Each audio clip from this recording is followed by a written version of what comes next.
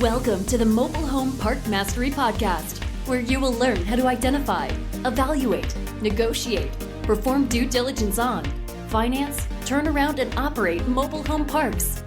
And now, here is your host, the fifth largest mobile home park owner in the United States, Frank Rolfe. Would you rather stake your future on the federal government or on a mobile home park owner? For roughly 8% of Americans, betting on the mobile home park owner as doing a better job. This is Frank Rolfe with the Mobile Home Park Mastery podcast series. We're in our four-part series called Politically Correct Parks. And we're going to talk a lot about why mobile home park owners are better at governing than the federal government. Let's first start off with the whole idea of a balanced budget.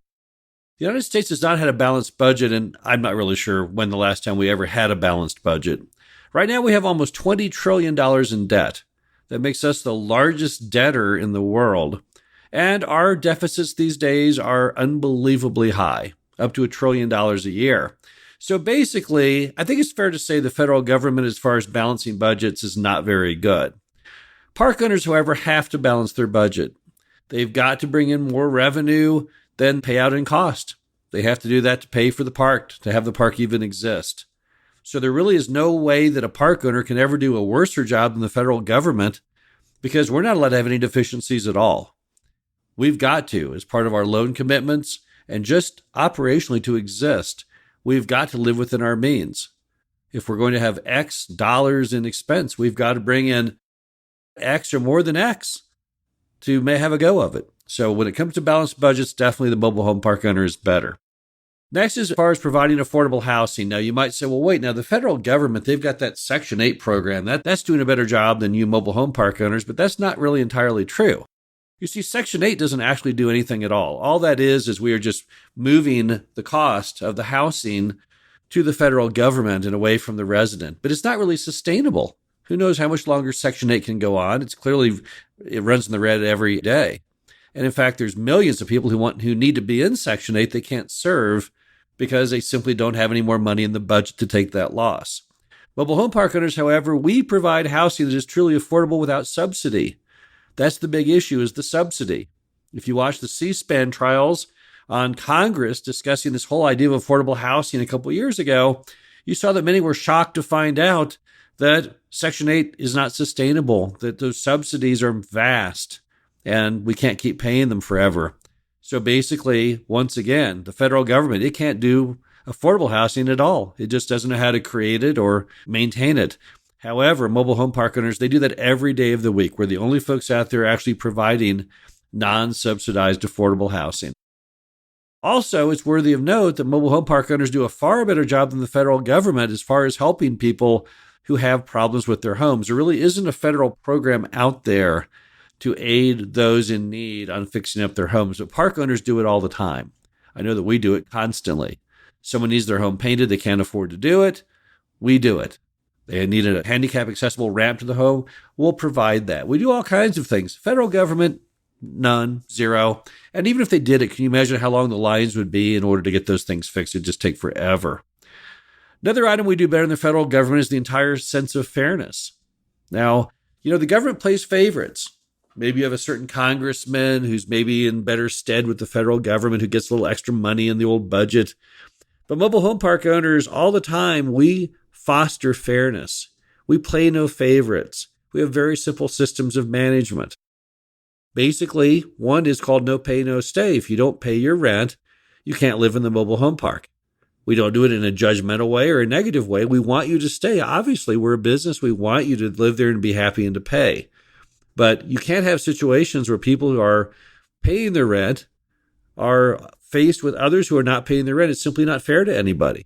There's no sense of fairness. However, with mobile home park business, we do offer that sense of fairness. Everyone is treated the same. It doesn't matter who you are or where you're from. Everyone plays by the exact same set of rules. Another thing we do is we enforce our rules better than the federal government. In fact, we enforce our rules better than any city government. If you drive around cities, as I do frequently, you'll see homes in really, really poor condition and yards that are 1.5 feet high, and there's nothing being done about it. Absolutely zero. Now, The cities have the right to come to you. They can issue you a ticket, and yes, they can go in and make repairs and bill it back to you. But the process takes so long that if you have a yard that was unruly in the summer, I'm not sure you could get it done before winter comes in and all the grass dies from the cold weather anyway. So clearly, when it comes to rules enforcement, you really can't look to the government to help you.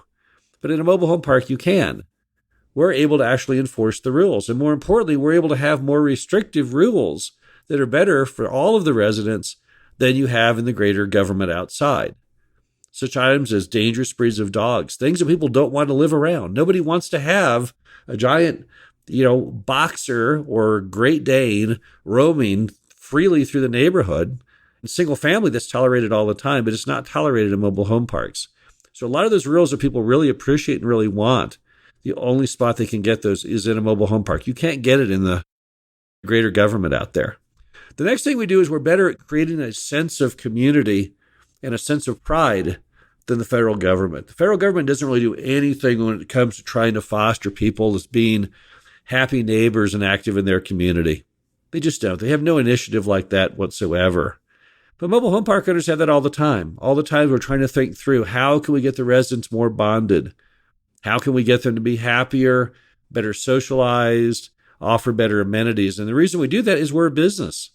We're trying to get them to have lots of friends in the community. If they have lots of friends, they'll never want to leave. It's kind of a new amenity that most park owners are just now realizing it was always there, but many never put any effort into it. In fact, the first time I ever saw an article on the whole idea of trying to foster a sense of pride and a sense of community in a mobile home park came from that Time magazine article about a year or two ago called The Home of the Future. And in the article, the writer raved about the fact that mobile home parks were kind of like gated communities for the less affluent. Those were his words, not mine. But nevertheless, he really liked that sense of community. A lot of people read the article and thought, wait a minute, that's something we never really have explored much. And today what you'll find is most mobile home park owners are really putting in a lot of effort to try and create that sense of community. What kind of things are they doing? Well, let's think about it. A lot of park owners today, if there's any green space at all in the property, they're going to put in picnic tables, outdoor grills, all kinds of things like that. Half-court basketball courts, pavilions, all kinds of things to unite the residents together. That way they can meet and interact, enjoy time together, enjoy time with family. And it helps build that whole sense of community. And then we try and actually accentuate that. We try to do more to even build their sense of pride, of ownership. How do we do that? Spring cleanup events. We provide the dumpster and the tools, and we try and even bring in volunteers to help clean the property from one end to another. Even simple things as having a Yard of the Month club. Even such minor items as having a monthly newsletter. These are all things the federal government never does, but the park owners do every day, trying to unite people together for the common good. And let's talk for one more minute about the entire concept of a support network. Now, Dave Reynolds, my partner, lived for a while in Hondo, Texas. It's an area kind of down around Austin, south of Austin. He bought a mobile home park down there. It was hit by a tornado, and he was down there living in the park trying to help make repairs. And he noticed something very unusual. He found that that mobile home park had many of the same social programs that we all take granted for today that the federal government might provide. It provided them on a much larger and more intense scale. If you lived in that mobile home park, you needed to get to work, and your car was broken, then they already had basically ride programs, ride sharing already there well ahead of Uber or Lyft. If you didn't have enough money to buy food for some reason, you lost your job, you had a medical emergency, people in the park, they'd feed you. There was Meals on Wheels years before anyone ever came up with that idea. Basically, there was a support network for everything that could happen. The general attitude was if you lived in the mobile home park and you had a problem, don't worry, we've got your back. Does the federal government provide those things? No. They have a few programs. You'll have to apply. You'll have to wait in a queue for a long, long time. And then maybe months later or years later, you finally can tap into that network for however long it lasts and for whatever all they do for you. But mobile home parks and mobile home park owners, we foster that kind of community all the time. We're the folks out there who are really getting the job done with people who really need the help. Doesn't come from the federal government. They don't give us any subsidy. They do nothing at all. Finally, let me point out that mobile home park owners are one of the few folks out there who are actually providing the ability to enjoy the American dream of home ownership. You can't get it on the outside world. Federal government has done nothing to help promote owning lesser expensive homes. Average new mobile home in the U.S. today, about $30,000. You would think it would be easy for Fannie Mae, Freddie Mac, or any government agency to help people buy those mobile homes, but sadly they don't contribute. Stick-built homes, sure, all day long. They've got all kinds of wonderful mortgage programs available. Mobile home world, no, not at all. So the only reason that anyone can buy a mobile home in most parts of America is the mobile home park owner actively gets in there and acts as the middleman.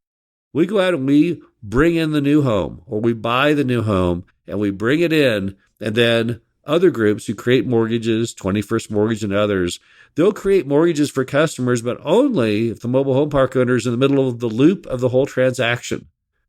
We have to basically be the one that guarantees that if the customer can't make the payment, that we have to make the payment. Once the customer leaves, we have to then rehab the home, market it, make it ready for the next resident.